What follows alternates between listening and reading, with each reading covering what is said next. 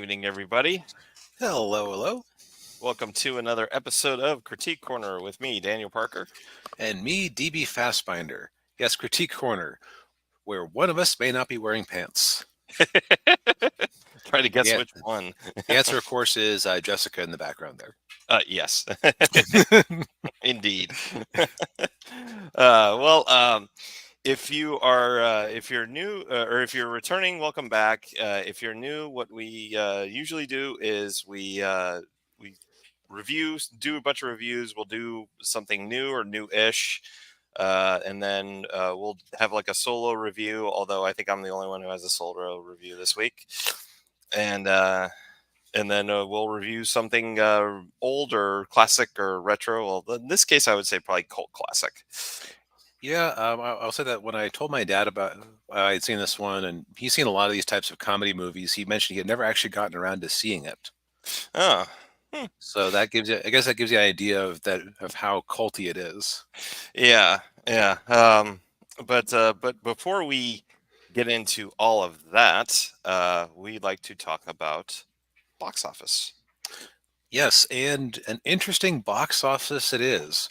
Yeah. So, Daniel, I know that you don't go to the actual theater as often as I do. You usually watch your stuff streaming or from disc or whatnot. Right. Yeah. I don't go super often, but I'd say fairly often. Yeah. Maybe like probably 6 times last year if I had to put a ballpark on it. It's 6 more times than I did. I can tell you that Bob Marley One Love, they started advertising that in the late summer, I want to say. I think when I saw Blue Beetle, there might have been a trailer for it. Wow. So yeah, they've been plugging it for a while. Yeah, if not Blue Beetle, it was something I saw around in there. So it is, I guess, kind of unsurprising when musician biopics are such a popular genre, and they've been advertising the hell out of it for 6+ months. That Bob Marley was the top movie Yeah. uh, with, with a yeah. pretty respectable per theater average of just over 8,000. Yeah, and I'm assuming modest budget. Um, I don't think I've seen a budget. they One probably haven't. Love. I didn't see one on the numbers when I looked earlier. That's always subject to change. Yeah. Nope. No budget.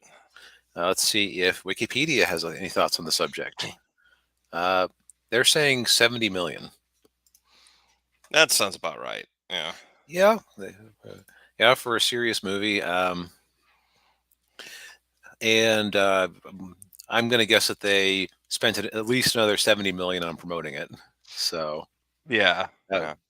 now, of course, it's now in the category of Madam Web, where it's now awkward to try to compare it weekend over weekend because like it did like 14 million on Valentine's Day. Wow. Like Which is yeah. yeah, like that's impressive. That's almost as much as Argyle made its whole first weekend just in the one day. Oh man. Uh, Meanwhile, Madam Web, well, we beat Madam Web quite thoroughly last week because I decided to go see that turkey. Yes. Um, I'm glad to know that I'm not the only one who started noticing little logical nitpicks. Like, like I watched multiple reviews and other people started noticing, wait, she stole that taxi cab and she went to the airport in the stolen taxi cab. How is the stolen taxi cab back or still there when she gets back from Peru? Yeah. Aside the fact that I had actually given the movie a little bit more credit, I had assumed that the girls had been staying at Uncle Ben's place for multiple days to cover the fact that she went to and from Peru. Yeah. But I think with as incompetent as that script is, it makes more sense that she just, just a day trip to fly to Peru, go to the Amazon in a small single seater plane, ride a bus, meet Spider Jesus, Yeah. and come back. But people just do that all the time. That's it takes less time than driving through Seattle traffic. Oh yeah. Yeah, that turkey is getting basted because 15 million opening weekend sounds all right until you realize that like I heard on Midnight's Edge that even the trades aren't defending this thing. No, they're not. Yeah, everybody's been coming down on it really hard. I mean, when you make such an obvious bad movie, it's really hard for anybody to defend. Yeah, like at least Morbius had the memes. Yeah. There is nothing meme worthy about this movie. No, there isn't. Yeah, there's. It, Yeah. this is the room moment, and I'm actually kind of proud that I was there uh, at the ground floor for it. Yeah. Sidebar. When I was a child, my mother got me the game Superman 64, Uh, and I was at the age still where, and by the way, I'm pretty sure she got it discounted. So that's I'm sure. Yeah. yeah. Uh, and I was still kind of at the age where, and I don't know if you ever experienced this, where if a game was bad, you assumed you just weren't good enough at it or you hadn't figured it out yet. Yeah. Yeah. Like the idea that the game itself was questionable quality didn't really occur to you. Yeah. Right. Yeah. And then many years later, I realized just how bad it was. I mentioned this to my mom. She's like, "Oh, I'm sorry." Like, no, no, mom, that's great. That's Yeah. that's a cultural touchstone for N64 kids. Yeah. So that's what Madam Web is. Rounding out the top 10, we don't have a whole lot of new blood here. Argyle is in there, though it's, 200 mil. Okay, so Argyle had a $200 million budget, but it's a Apple TV movie, so it's that's Yeah. just the money to not have to worry about royalties ever again. So we don't know what the actual budget is. Right. Yeah. But nobody can be happy about this after 3 weeks. 36 million after 3 weeks is not a good look. No. No. And I feel bad for Henry Cavill. His only saving grace is that he's barely in the darn thing. Yeah. They sure as hell drug him out for all the promotions. Yeah, because people like him, even Yeah. which is increasingly funny to me, considering that he's like, okay, so people like him because he's a nerd, Yeah. because he seems to actually genuinely like the fans, and he cares about the lore of whatever he's working on. Yeah. But it's like you wonder how much people would like him if all he had to stand by was his in-universe, like with the actual like movies themselves, without knowing anything about him, because he's in a lot of not very great things, I know. unfortunately. Yeah. I mean, yeah. Even the DC movies are just like questionable at best. Yeah. Uh, Oh mm, well. And also, for speaking of Argyle, it's a bad look when your movie is neck and neck for fourth place with a movie that came out 9 weeks ago yeah. in the Yeah. form of Migration. Man. That's on 1,000 fewer screens. Hmm. We still got The Chosen. I guess this is a new round of episodes from The Chosen that Yeah. they're Four. Fathom inventing. Yeah. 4 through 6. Yeah. I think Yep, last week was 1 through 3. that makes sense. Wonka refuses to die because what else is there to put in theaters right now? Right. Yeah. And actually, it looks like third through seventh are all a bunch of like within 1.5 million of each other. So that's a very crowded, that's a very contentious third place crown. Yeah. Wow. You got Wonka, Beekeeper, Anyone But You. So I guess Julia Sweeney at least gets to have one successful movie out this weekend. Yeah. Um, Lisa Frankenstein continues to be uninspiring. Oof. Went from Uh, 2 to 9. And average theater, average per revenue theater for the weekend, $666. Ooh, spooky. Oh boy. Then as far as new movies, we've got the 2024 Oscar shorts way down here, Mm, and we've got something called Land of Bad, Land of Bad. which that is not a okay. Looks, So looks Liam like a. Hemsworth action movie. It's only 48 hours to drastically shift mission gone wrong. Okay, so it's a action movie. Yep, with Russell Crowe. Okay, Wow. so it's actually, yeah, it's got Liam Hemsworth. The lesser Okay, Hemsworth. Yeah. yes. Uh, who also coincidentally is supposedly eventually going to be taking over for Cavill in Oh, The and The Witcher. Witcher. Yeah. Though I don't think they've actually. I don't know if they've even started filming anything with him in it yet. So you almost wonder at this point if Netflix would be better off just quietly pretending that they never made a Witcher TV show. Yeah. Also, embarrassing itself is Turning Red with its box office release. Oh man. Uh, Way to go, I- Disney. Way to go, Disney. I actually kind of am curious. Yeah, I was looking at the per theater average yesterday. $22. That means on average, Like one two and a people. half people went to see it. Yeah, I was about to say. You know, like, man. So that means Empty that there theater. were, yeah, statistically a lot of empty theaters. Yeah. I do wonder if it's behind Soul. Ooh, good I question. think it might be. Oh my God, no. Okay, it's actually significantly ahead of Soul.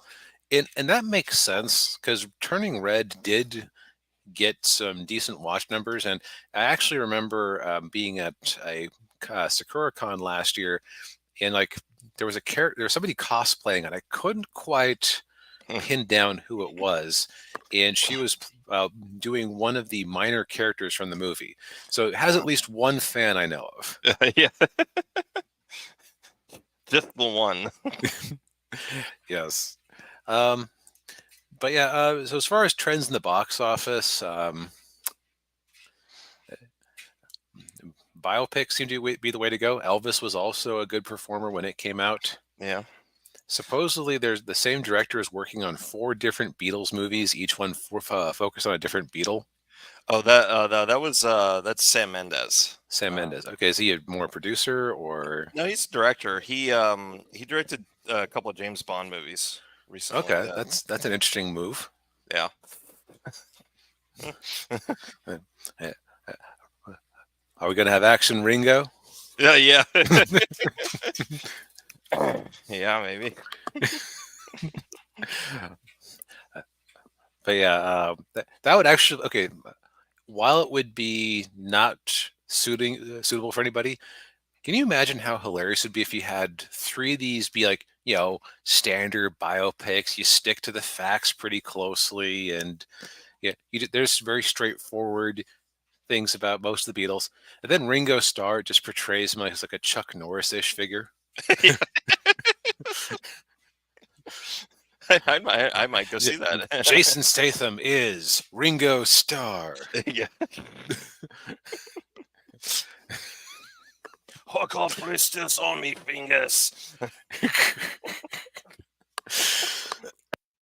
Uh,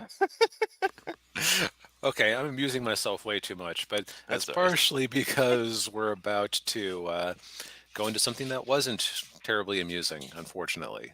Yeah. 'Cause I think it's time to gird our loins and get into our review of Mission Impossible: Dead Reckoning Part 1. Yes. So, um, if- so full disclosure, I've seen every movie in the franchise at least once, maybe twice. And I think you've only seen like a couple of them, right? A handful. I've seen one around when it came out, Mm.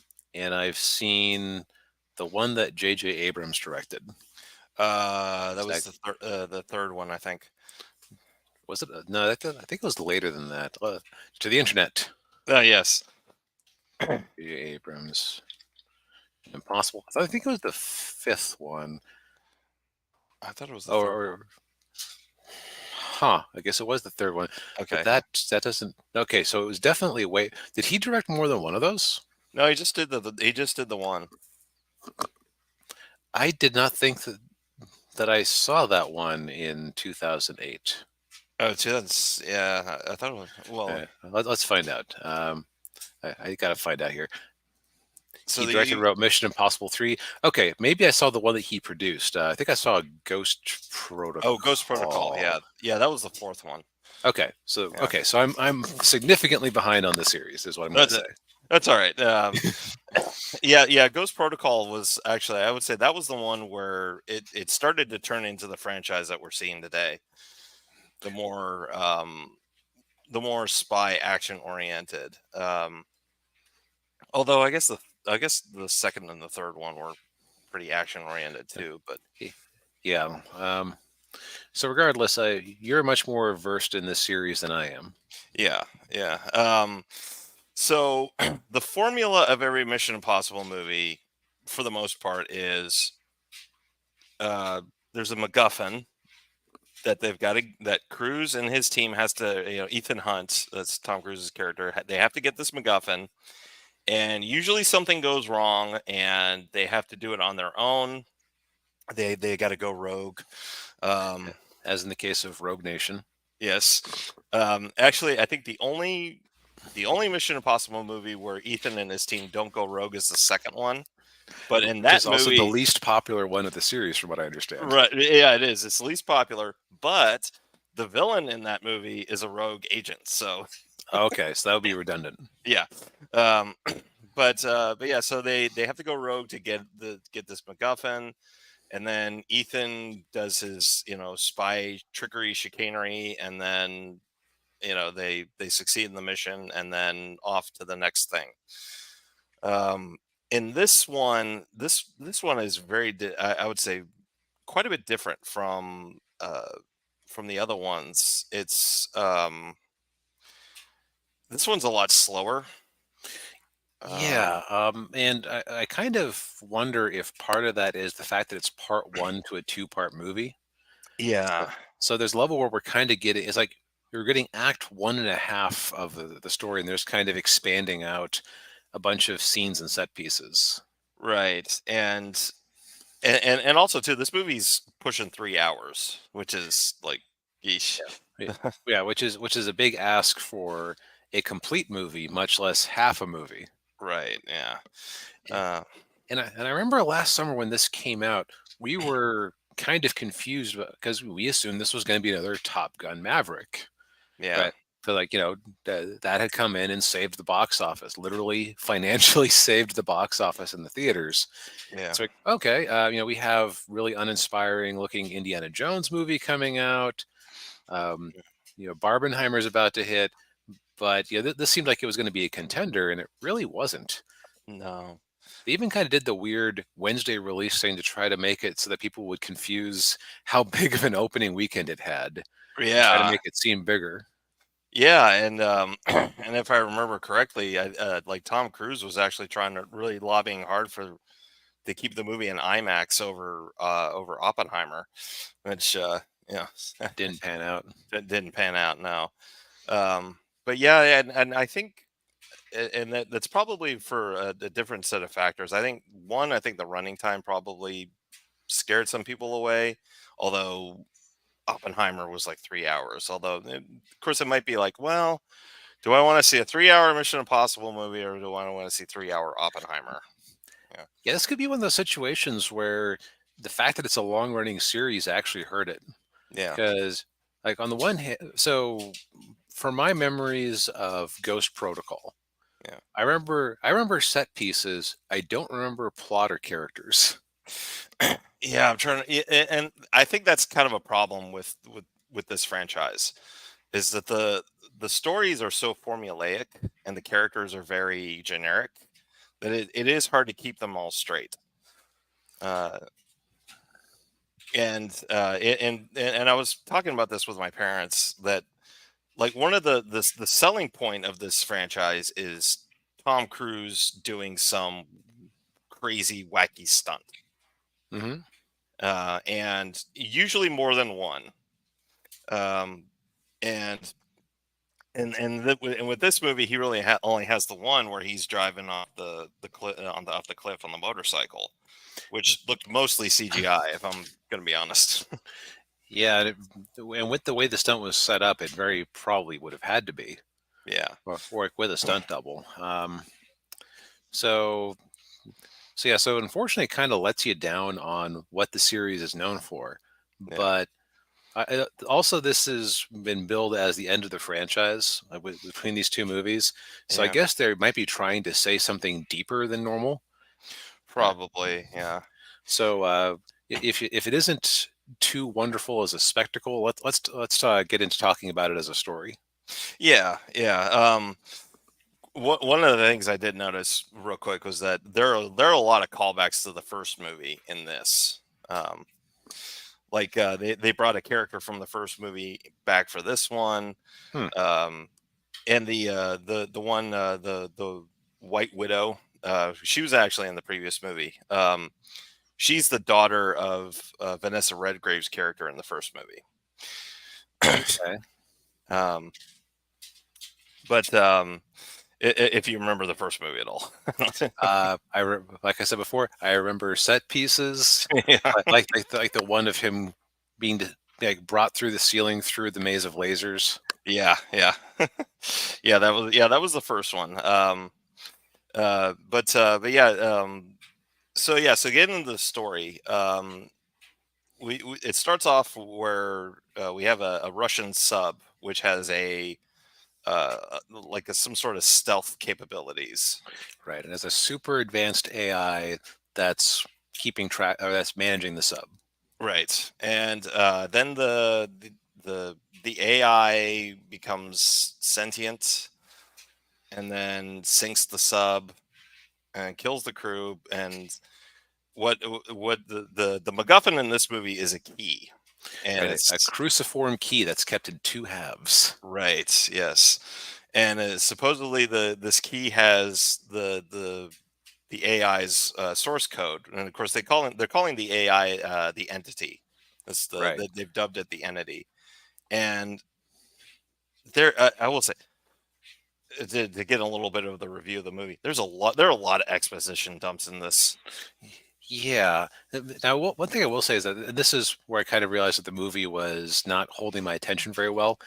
Yeah, Okay, so the opening scene, the they're on this Russian submarine, yeah, and the AI gives them a false contact of an enemy submarine that's getting too close.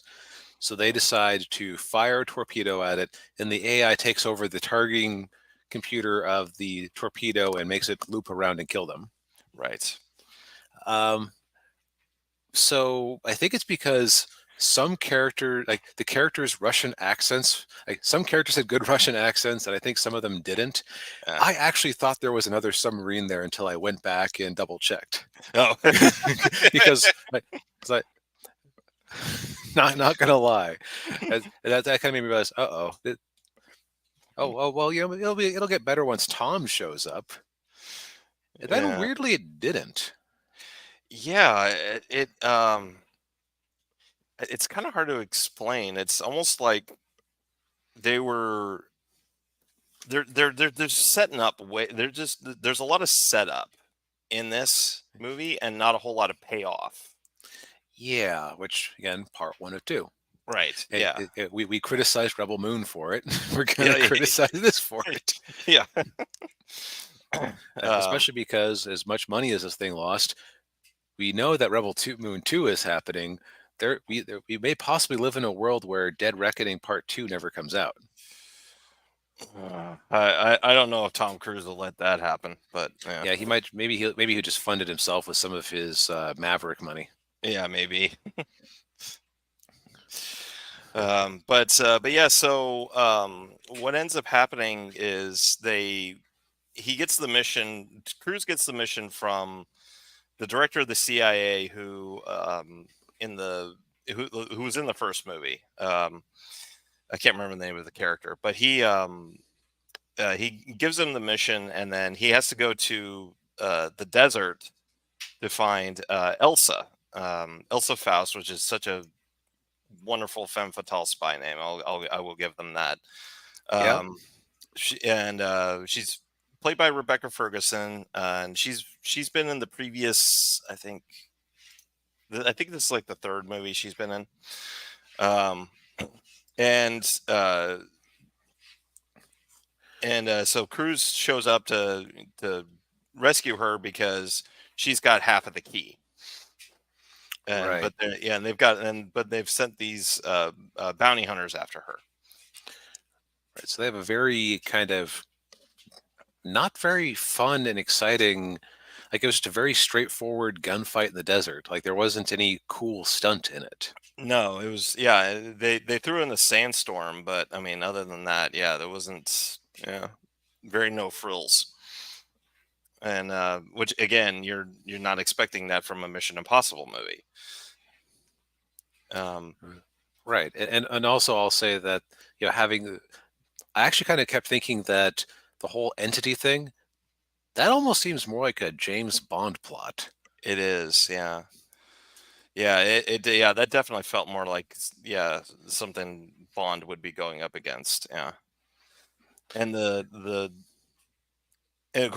get to the villain in a second. You'll talk about him, but I mean, he kind of felt I don't want to say cartoonish, but you know, Well, I mean, okay, so we find out that everybody wants to control the entity because the entity, this Russian AI, has spread through the whole internet, and right? it is just for its own amusement breaking into secure servers just to prove that it can. Yeah, And everybody goes, well, if we can get control of this entity, we've basically won the next world war. And the CIA guy had this very cynical take on the future of, the yeah, next war will be dirty and nasty as we use depleted resources to fight for a shrinking ecosystem. Bah, bah, bah, bah, bah, bah, bah. yeah, Okay, Doomer. yeah. Yeah, and Ethan Hunt seems to be the only one who wants to kill it. Yeah, which is why he and his team have to go rogue. So they kept that going. Yeah, and I do like that they kind of had one character and there was like they always go rogue. Yes. In fact, they even tried to tell them at one point, okay, you will not, going rogue this time will not be tolerated. You'll do exactly what you're told. And then they go rogue. Yeah. Yeah. So then Ethan meets up with the two other big team members, which is Luther, played by Ving Rhames, and Benji, who's played by Simon Pegg. And they have this whole. You talked about it when you were watching it that the Yeah. scene felt weird to you. Okay. So here's this actually happened in two scenes in a row. One at the CIA base, and then right after with this. And it kind of came up every time anybody was doing an exposition dump. Yeah. It didn't feel like okay. It didn't feel like I'll just use Benji and Ving Rhames here. It didn't feel like Benji and Ving Rhames here were actually having a conversation. What it kept like, they both know things about what's going on here, but it's like they sat down and wrote up a script for what they were doing, and then they each agreed. They go, okay, well, I want to give Ethan the briefing. No, I want to give Ethan the briefing. Okay, fine. You can have paragraphs 1, 2, and 4. I'll take 3, 5, and 7. Then you can come back in for 6, because it didn't feel like the characters bouncing off each other or responding to what they were saying. It felt like the characters reading from a script. Yeah, which they probably were. Yeah. Right. It just, I mean, yeah, being actors and all. Yeah. Although, I mean, that would be some Ghostbusters 2016 nonsense if they were letting them just completely ad lib the entire movie. That would be kind of hilarious, actually. Yeah. but and this just kept happening, and Yeah. it really took me out of the mission briefing scenes. And I don't know if that's been the style in the previous movies, but Kind of, yeah. But not to that degree though.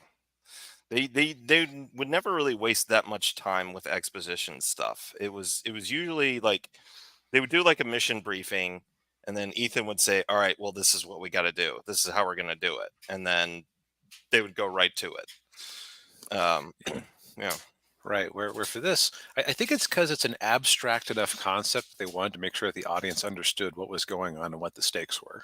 yeah, yeah. Because this is a weakness of the movie. There isn't a real villain to punch. What they really want is they want this key, which will let them into. I think the idea is that they have to get into the nuclear submarine in order to capture the source code of the beast or of the entity. Yeah, I think that's what. Yeah, I think that's what they were trying to do. Yeah, Because like for some reason, even though this thing has dispersed itself and backed up its code everywhere, oh, if you can get the original unmodified source code, it belongs. Yeah, you can tame it and make it do whatever you want. Right. Yeah. It sort of reminded me of the Puppet Master from Ghost in the Shell. Only Yeah. only not quite as evolved. And my uncultured ass immediately thought of Ultron from Age of Ultron, where it had the problem of, okay, so you can replicate his sentience into all these robots. How are you possibly going to, like, he had no backups off site? Yeah. Yeah, yeah. But yeah, so then so they're at the airport in Abu Dhabi because they're trying to find like the other buyer of the other half of the key, and they figured out that the only way they can tell if the key is genuine or not is if they, put them together and then they light up. That's the only way that they know. Otherwise, if they don't, then they know it's a counterfeit. Right. And so of course, in the midst of all that, there's a CIA team that's trying to get Ethan and his team, and so Benji hacks into the security footage and puts Ethan Hunt's face on a bunch of different people, so Yeah, to fool them. that was cool. Although Yeah. we get the first instance of of the entity messing with them, where it has what turns out to be an empty nuke that Benji has to try to disarm. And the way they had him do it was kind of stupid because Yeah. the AI, I don't know, maybe it's because the AI is trying to think what would fool a robot, or it's like the equivalent of the three questions you're asked when you're trying to reset the password on your bank account. Right. Yeah.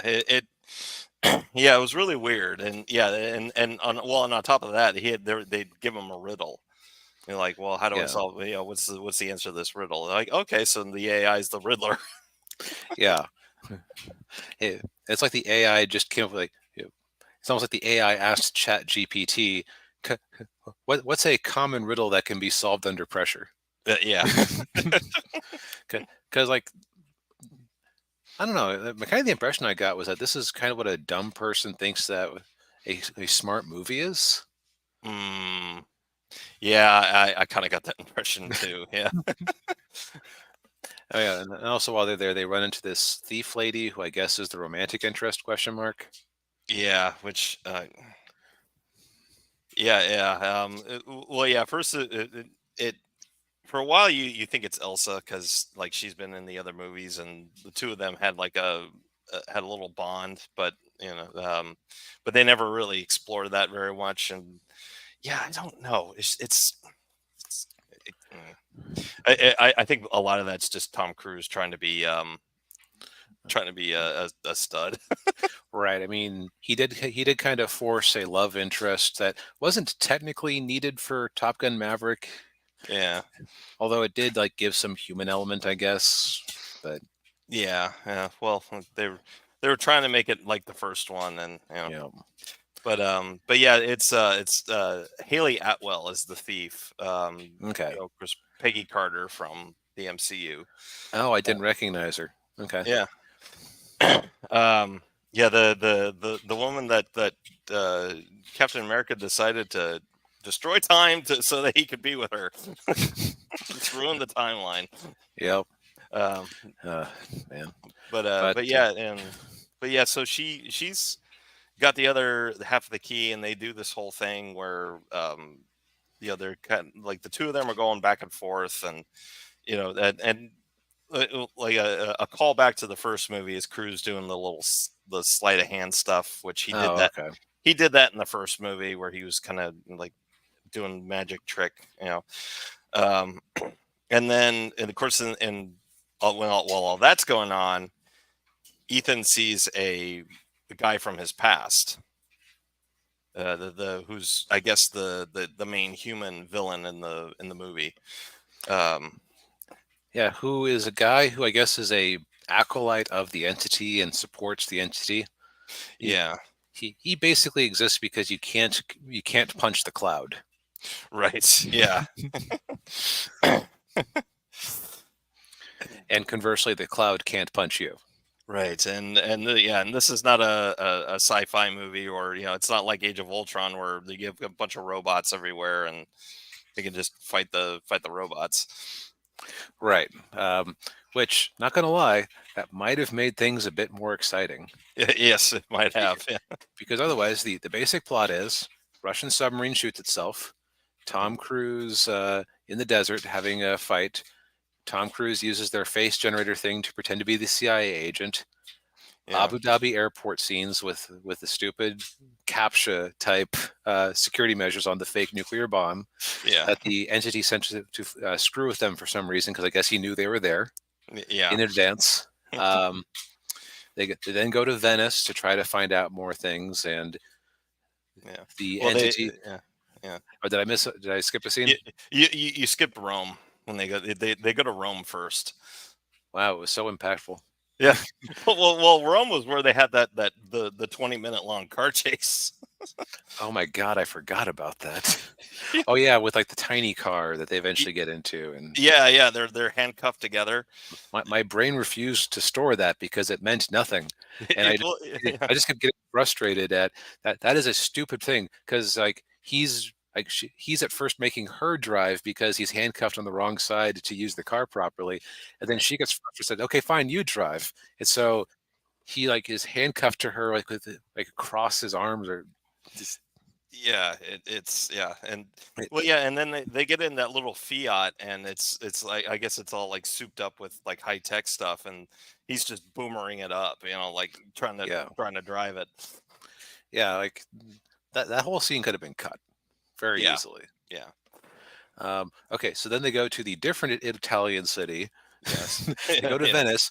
They hit a nightclub where I'm pretty sure I saw some nudity that the shadows didn't entirely cover. yeah. I think I saw some too. Yeah, Um, and they run into the Harley Quinnish looking girl there. yeah. Um, Um, which is the actress. I can't remember her name, but she was Mantis in Guardians of the Galaxy. oh, I was about to call her Asian Harley Quinn, but I said, "Well, is she Asian?" I couldn't quite tell because she was Yeah. blonde and she's wearing heavy makeup on the cover here. Well, she was kind of an Asian Harley Quinn. Yeah. Yeah. Um, and then the avatar for the entity Mm. kills a character, and I guess I'm supposed to feel sad. Which to be fair, it was a character who had. If I had seen more of the movies, I would have had more of an impact on me. Yeah. Well, I'll be honest. It didn't have that much impact on me, and I'd Okay. seen the other previous movies because I'm yeah, she was okay. A- Yeah. And then it feels like they spend an hour on a train. Yeah, it does. Yeah, it did feel that way. Yeah. The Um, the and and the yeah thing is, like, the only Tom Cruise stunt you really get in the movie, like you were yeah saying before, was him like riding a motorcycle off of a cliff and paragliding onto the train, right. whi- which is only okay. When you're a writer, you can write anything you want. Problems don't really exist. Yeah. Yeah.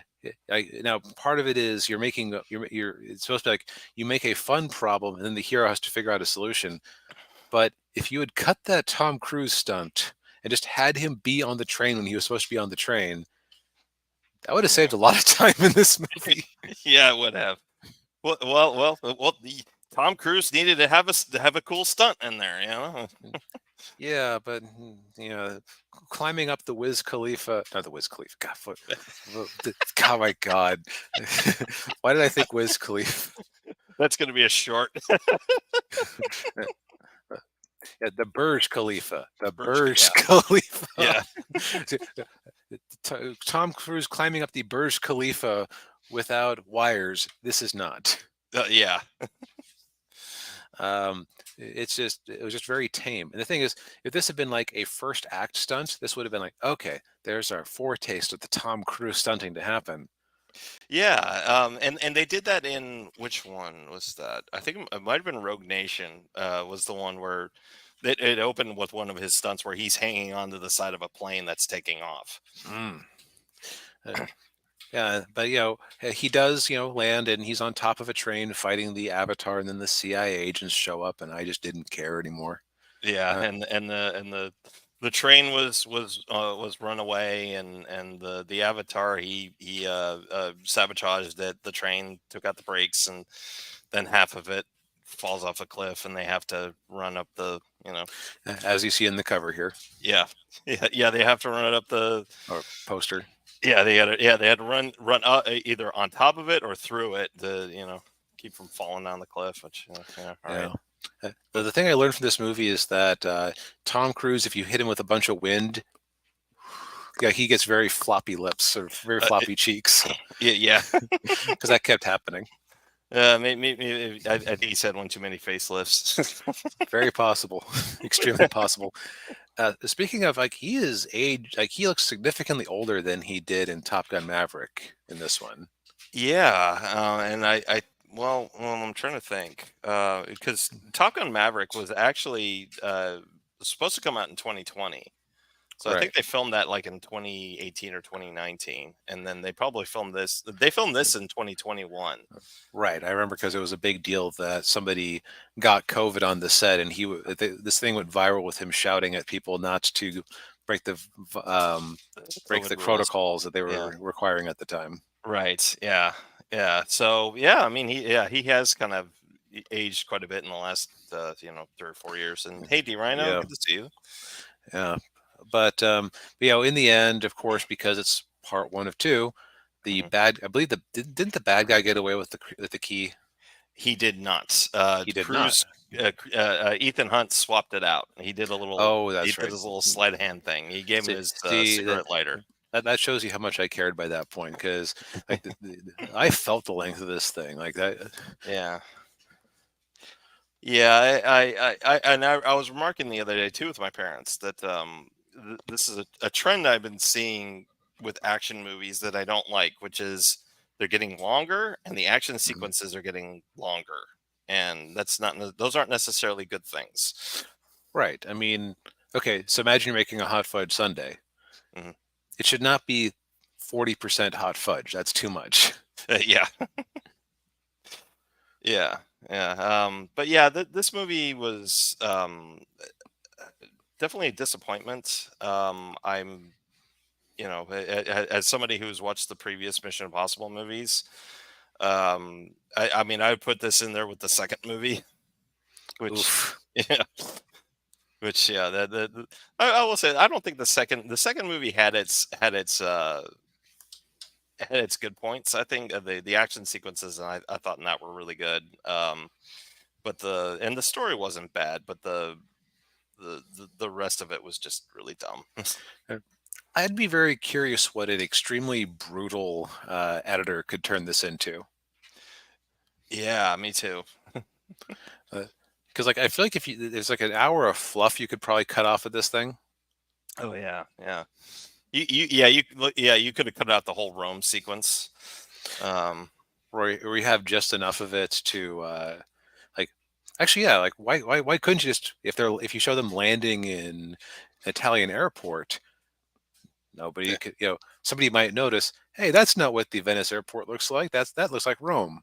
Shut yeah, up. yeah. Shut up. But yeah, like this did not have me super excited for part two. It's No. basically overlong. It has a villain that, because it's a omnipresent AI, you Mhm. can't really have any feelings about, which is why they smartly tried to give it an avatar, but the avatar himself was like Eh, dull. dull. Yeah. What I think what you might have been able to do better would be, people think, like, what if it was that this could be a part two revelation that would be interesting. What if it turned out that it wasn't actually an AI, like it wasn't actually hadn't actually achieved sapience, but somebody already had the source code and was able to basically use it to do his bidding, and you found out that there was a man you could punch. Yeah, that would be a really cool twist. Yeah. Because like the thing with AI as we know it today, like Chat GPT, Bing AI, whatever, Yeah. it isn't really artificial intelligence. What it is, it's like a very complicated like finding algorithm, Yeah.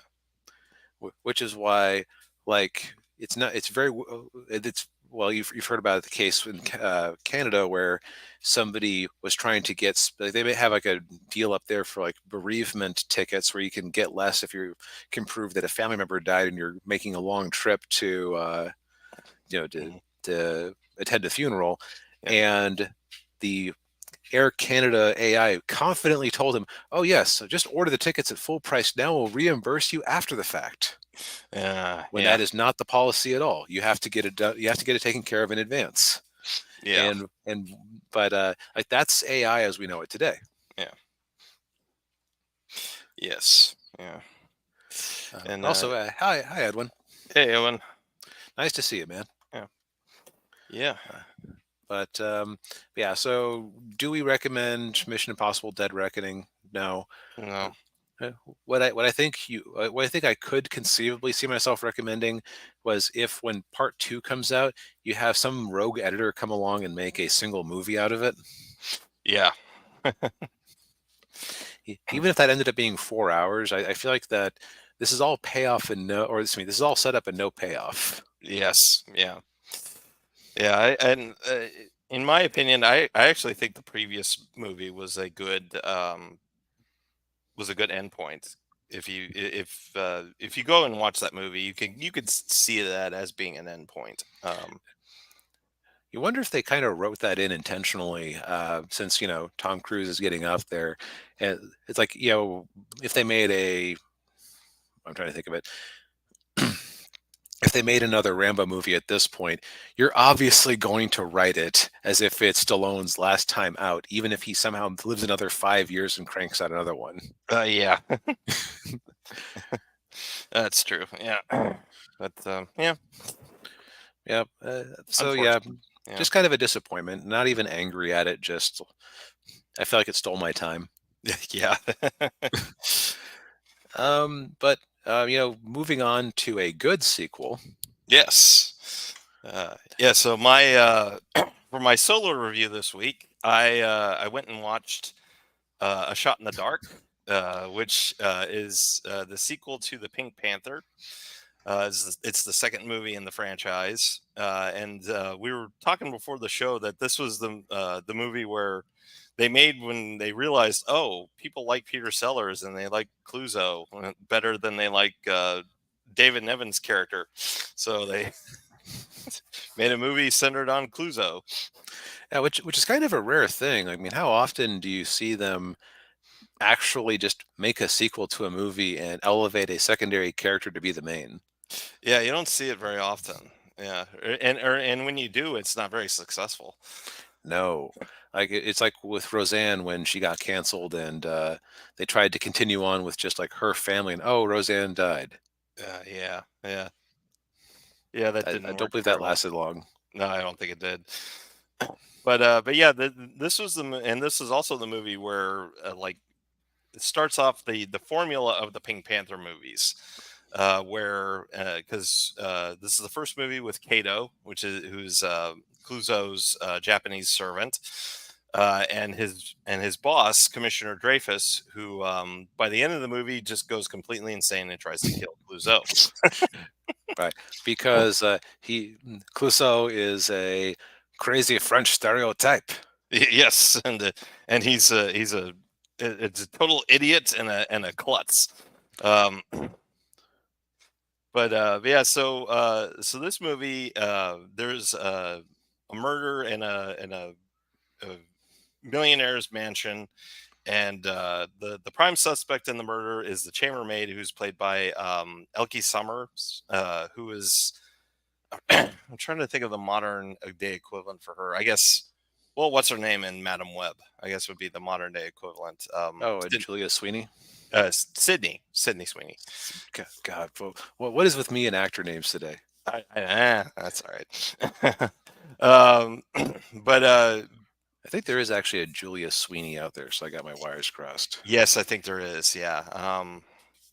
But yeah. So she's the prime suspect, but Clouseau doesn't think that she did it because he's totally simping for her. And oh, you're muted. Because she's hot, how can she be evil if she's pretty? It doesn't compute. Exactly. Yeah, And there are a couple of scenes in there where he's talking to his partner, his assistant, and he's like, this is a fact. The gun was found in she was in the room with the murder victim, and a fact, the gun was in her hand, and he's going through all this. And, Sure. Oh, I remember that too. Like I saw this when I was in junior high, so I have oh like yeah, very faint memories. And like whoever he was with is like, well, then she clearly did it. None. no, you imbecile! How could you think that? That is too obvious. Yes.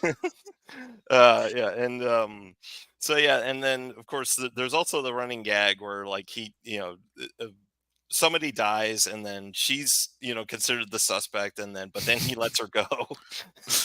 And Dreyfus is just like, yeah, he does the eye twitch. He's like, he let her go again.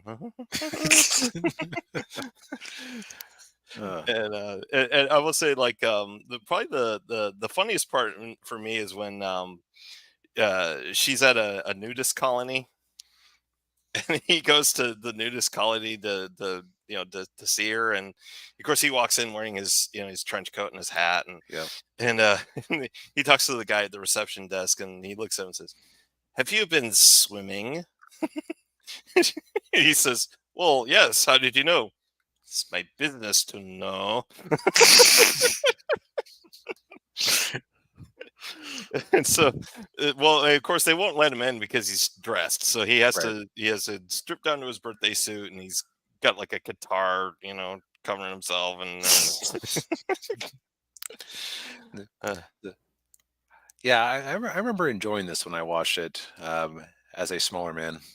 yeah, yeah, I did too. And yeah, I mean, the humor is what you expect from it. It's a lot of physical comedy, a lot of you know, just Clouseau being Clouseau. He was just although he is actually a little bit smart in this movie. One of the things I noticed with each subsequent Pink Panther movie is that he just gets dumber. It's a pretty common comedy character thing, like Mhm. in The Simpsons, where even in season 6, that on their fake behind the scenes thing, Yeah, Troy McClure, reader so and so asks, or excuse me, viewer so and so asks, is it just me or does Homer get dumber every season? yeah, yeah. Like, we don't know what you're talking about. um, but yeah, it's this is a really it's a funny movie. And it's got all the usual Clouseauisms. I can't remember why, but I thought that this was the movie where he does the parallel bars, Hmm, but I think that was like the fourth one. Where okay. he's does the parallel bars, and then he dismounts and he falls down the stairs. Uh, uh, so where did you end up watching this? I watched it on Max. Okay, Yeah. Um, and I think all of the Pink Panther movies are on there. Um, that's interesting considering I guess it's an MGM product, so that's yeah. what what tangled webs we weave when we get into streaming wars and content libraries. Yeah, exactly. Yeah, but yeah, I this one was probably my favorite in the franchise. And then I think about it, either I would say that this one or the third one. But the third one Okay. was pretty funny too. That was the one where they actually brought back the Phantom. That was Nevin's character in the first movie, but he's played by Christopher Plummer. Hmm. Um, but yeah, uh, but yeah, no, it's really funny. And of course, thankfully in this one, this is Clouseau isn't calling Cato by a bunch of racist names. Oh no. Yeah, I think it was like the fourth or the fifth one where he's like getting on him about like his skin color, which is like, Oh, oh. ugh. Yeah, which even at the time when I first watched watched those movies, like you, I first watched them like 20 years ago. Even then, I'm like, oh, okay. Right. You can really only get away with a character doing that if they get punished for it karmically afterwards. Yeah, well, he might have gotten punished comically for it. I can't remember, Right. but yeah, but no, I mean, yeah, give this movie a watch if you've never seen it. And the nice thing too is you have to watch the first movie to know what happens in this movie. So Right, because they basically shoved the original main character to the curb. right, exactly. Okay, so I think this is a hard one to transition, but I've got it. Okay. Speaking of things that have curbs, Yes. city streets have curbs, and uh, the, our for our classic review of the week, we have the Burbs. The Burbs, yes. Yeah, this is a favorite of mine, and it was a staple in my household. We used to watch this movie all the time. Um, Yeah, and I know that for 30 odd years, I've been seeing this image in like video stores and on yeah, streaming services. So it's very iconic. yeah, it is. Yeah. So the Burbs is of course stars Tom Hanks. And he plays Ray Patterson or Peterson. Was it Peterson or Patterson? I can't remember. Um, but he plays Ray, and he's uh, typical kind of suburban It's Peterson. Peterson. Okay, Ray Peterson, and he's typical suburban dad, husband, and Carrie Fisher plays his wife Carol, and they have a son. And I think, if my memory serves, I think this is the first movie where Tom Hanks plays a dad. Hmm. Um, Now, and I will say I was kind of surprised when I found out this was in 1989 because you don't really think of Carrie Fisher getting a lot of acting roles that late in the 80s. no, she didn't. Yeah, she was mainly doing script doctoring work, but yeah. So so they live in this little cul-de-sac in suburban America, and they have very quirky neighbors. Yes, let's hear. So you've got Art, his I guess his best friend, question mark, Yeah, question mark. Yeah. who's just kind of a slob who is a bit too conspiratorially minded for everybody's good. Yes. And he's also a real freeloader. He Yep. goes over to his house and he's eating all their food. And Yeah, like Tom Hanks is he saw something the night before, so his stomach is upset. He doesn't want to eat. So it makes no sense. He shows up. The pancakes have been made, so he eats the pancakes. He starts raiding their fridge. yeah. What killed me was when he puts the empty bottle of maple syrup back in the refrigerator. Yeah, then he starts eating cold ribs and yeah. Yeah. um, then you've got his Vietnam vet neighbor, Mark Rumsfield. Rumsfeld, yeah. And okay, so I was a little bit confused about this. Was Bonnie Rumsfield supposed to be his trophy wife, or was she a relative of his? That's his trophy wife. Because at one point, I swear she referred to him as Uncle Mark. Yeah, she was talking about that with the dog. Okay, see, I was trying to figure out, like, okay, is that her being playful, or is she just his hot niece who lives there for no reason? Because the, uh, and I was really surprised at who it was. That was Wendy Shaw, who would go on to be on uh, Third Rock from the Sun, I believe. Yeah, and she was the voice of the wife on American Dad. Yeah. Actually, let me just double check that because I thought I had looked her up. Small soldiers fired up. I thought maybe I'm once again mistaking. I guess not. Okay, well, Yeah. that makes much more sense because I was like, dang. Okay, so we all know that in what was that one witch movie in the '90s with the three witches? Um, They just um, made a sequel a couple years back. Hocus Pocus. Hocus Pocus. We all know that everybody is shocked when they find out who the hot witch was. Yeah. Yeah, so it was Sarah Jessica Parker. Yeah, and it's like, wait, what? I was if it had actually been the love interest from Third Rock from the Sun, I would have been like, what? Well, yeah, But no, I guess that makes more sense. Okay, yeah, yeah, moving on from my, I think what I've really proven here is that there are actors I know and actors I do not know. yeah, yeah. But So, yeah, yeah, so Bruce Dern is yeah, playing Mark Rumsfield, who is yeah. the crazy militarist neighbor. Yeah. And the inciting incident is that one of their neighbors, who is a very large man with a very small dog, keeps letting his dog out, and the dog keeps pooping on his lawn. Yeah. Yeah. Walter. Walter, yes. Yeah. Yeah. And oh, well, you also forgot Corey Feldman. Yes, a young Corey Feldman, who is the teenage neighbor who pervs on Bonnie. Yeah. Yeah. And so, but the whole thing revolves around Ray's next door neighbor on the other side, and they got these new neighbors. Their names are the Klopex, Mhm. and the house is really run down. The yard's dead, like the grass is dead, and they never see the Klopex. Like they don't know Yep. anything about them. But late at night, their basement just lights up with bright lights that are visible from across the street.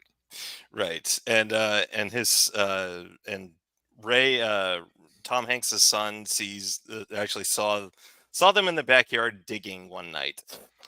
Yeah, for no apparent reason, Yeah. because it's not And like they're going to be growing anything back there. The lawn is dead. right, yeah. And so Ray and Art are talking to each other, and Art kind of like they kind of psych themselves into, well, why don't we just go over there and introduce ourselves, and Yeah, and then they walk up and they the, get the the, huge knocker and hits the door, and then the house number is 669, and then it falls to 666. yeah, uh, and it all just snowballs from there. Right, yeah, yeah. um and so they're the entire time they're just like, oh, they're trying to find out what's going on. And then like there's of course then there's one scene when one of the Klopex, who's played by Malachi from Children of the Corn, comes out, and he he stuffs the trash in the trash can, and he gets the backhoe and just starts. Yeah, right, and that's an oddly suspiciously solid piece of trash in that bag. Yeah. uh yeah, and so then the next morning they're digging through the trash, and then yeah. And one of the things that killed me was that they just dump the trash in the middle of the street, and the trashmen who watch them do it never pick it up. So for the rest of the movie, there's this trash pile that people just drive through without doing anything about it. Right, yeah. Yeah, but then things just kind of escalate from there, where their paranoia and their conspiratorial nature just kind of gets the better of them. uh and then so finally Carrie Fisher and Wendy Shaw, they're just like, you know what, let's just all be adults and go over there and introduce ourselves, and be friendly neighbors, and And things get somehow manage to get creepier dealing with them in person. yeah. Yeah, so there are three of them. You've got you had Hans, like I said, the one with the garbage. And then there's Rube, who's played by Brother Theodore, he was an old comedian from back in like the 60s, 50s and 60s. And then they have another, and then Rube's brother, the Doctor, who's played by Dr. Werner Klopek. Renner Klopek, played by Henry Gibson, who we saw him a couple of weeks ago in Blues Brothers, leader of the bad guys from WW2. Yeah, he seems to be kind of typecast as Eastern European villains, at least in the stuff that we've been seeing, or supposed villains, I should say. He's Suppose, definitely a menacing character. yeah, yeah. I gotta say the the the funniest scene for me in the whole movie is the sardines. Yeah, like when they come over, they give them like people come into your house, you give them some food, and they give them, what was it, pretzels and sardines. Pretzels and sardines. They have Tom, and they've just a sardine draped on this pretzel, and he just like He's slow, just very reluctantly eating it. Yeah, yeah. And Rube Klopek is just staring at him the whole time. Yeah, but I don't think we want to spoil exactly what the mystery here is. Uh, Right. Yeah. that is kind of the payoff of the movie. Um, but I will say it is satisfying. Yes, it is. Yeah. Uh, Um, yeah. It's like yeah. It is a dark comedy, but it's I would say more comedy than dark. Yeah. oh, very much so. Yeah. It had, and it's I would say it is the most cartoonish live action movie I've seen in ages.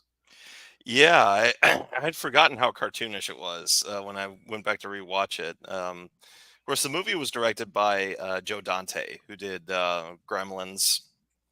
So Okay, I don't, and Looney Tunes back in action.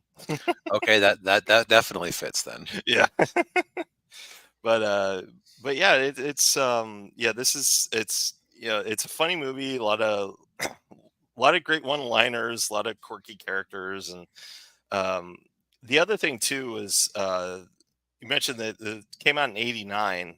They filmed this movie during the writer's strike in Hmm. '87, '88, and so they actually had to like improvise and ad lib a lot of stuff. Wow, that's kind of amazing that it worked out as well as it did.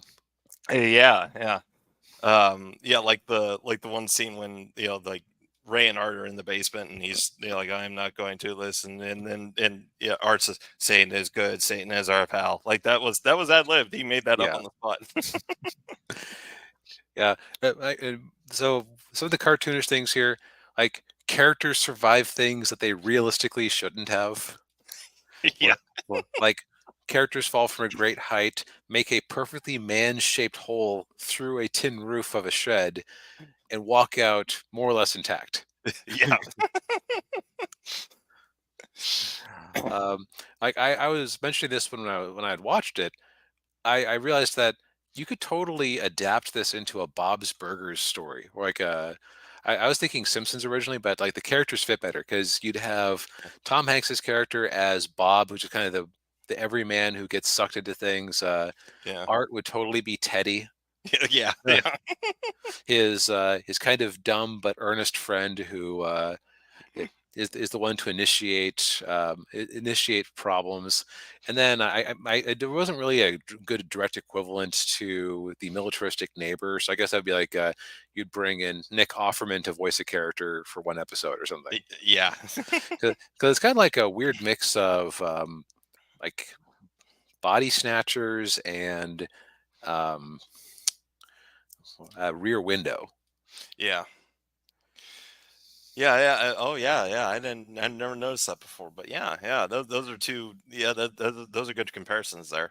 Especially Rear Window, because it's like a similar thing where although Tom Hanks isn't laid up and unable to interact with anything, it's just like he's becomes obsessed with what's going on across the street.